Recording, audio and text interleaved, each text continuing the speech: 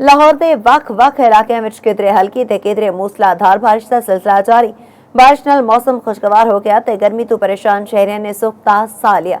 इस हवाले नाल होर तफसीलात जानने अपनी नुमाइंदे इकरा लियाकत गुल। जी बिल्कुल गल करांगे बागां दे शहर लाहौर के मौसम की खुदा खुदा करके जो गर्मी का जोर टुट गया तो इस वे लाहौर के जो मुख्तलिफ इलाके ने जिन्होंने समनाबाद, गुलशन रावी, माल रोड, जेल रोड, गुलबर्ग, कलमा चौक, जौहर टाउन, वलेंशिया टाउन, बहरिया DH, बरकी रोड, ये इलाके ने जिथे कितने ज्यादा तेज से कितने घट बारिश हो रही है। तो इस वक्त लाहौर के जोड़े बदल ने आसमान है उत्ते बदल छाए हुए हैं तो मतलब रलू दे तो मौसम जो बहुत वधिया हो गया है। लाहौर का रिकॉर्ड किया गया दर्ज हरारत इस वे जो घट्टो घट 28 तो वधो वध 32 डिग्री रिकॉर्ड किया गया है।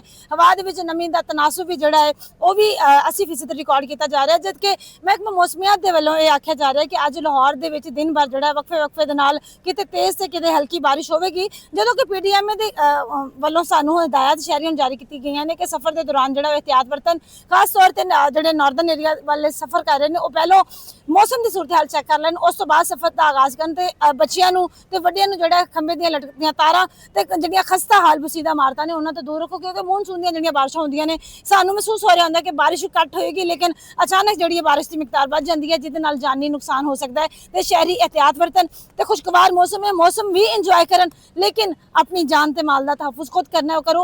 अगर खुदा ना खास्ता कोई हंगामी सूरत हाल बनती है तो PDMA की हेल्पलाइन 1129 भी रब्ता किया जा सकता है। जी।